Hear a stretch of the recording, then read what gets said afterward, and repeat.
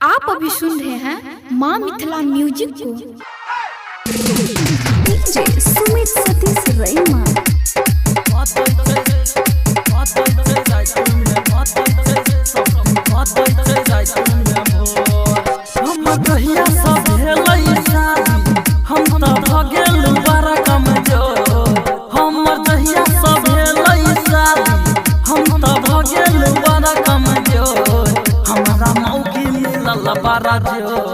सब दिन कदै छै रात में भोर हमरा मौगी मिलल बड़ा जोर।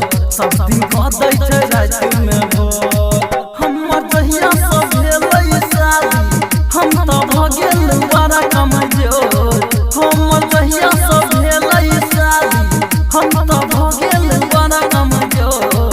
हमरा मौगी मिलल बड़ा जोर। सब दिन कदै छै रात में भोर हमरा मौगी मिलल बड़ा जोर। सब दिन कदैया रात में भोर। आप अभी सुन रहे हैं माँ मिथिला म्यूजिक को।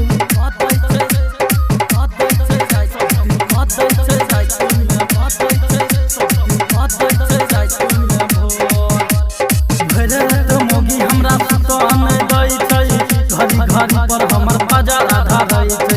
केहन ओकर मना छै कि मना नहीं भरै छै उल्टे हमारा मौगी हमारे डाटै छै हमारे डाटै छै हमारे डाटै छै। भरे रात मौगी हमरा सुतन दै छै घड़ी घड़ी पर हमर बाजार आधा रहै छै। केहन ओकर मना छै कि मना नहीं भरै छै उल्टे हमारा मौगी हमारे डाटै छै हमारे डाटै छै। सब डालैया रे हमारा मौगी हमरा देह के पानी निचो। सब डालैया रे हमारा मौगी हमरा देह के पानी निचो। हमारा मौगी मिलल बड़ा जोर। सब दिन कदैया रात में भोर हमारा मौगी मिलल बड़ा जोर। सब दिन कदैया रात में भोर। आप अभी सुन रहे हैं माँ मिथिला म्यूजिक को।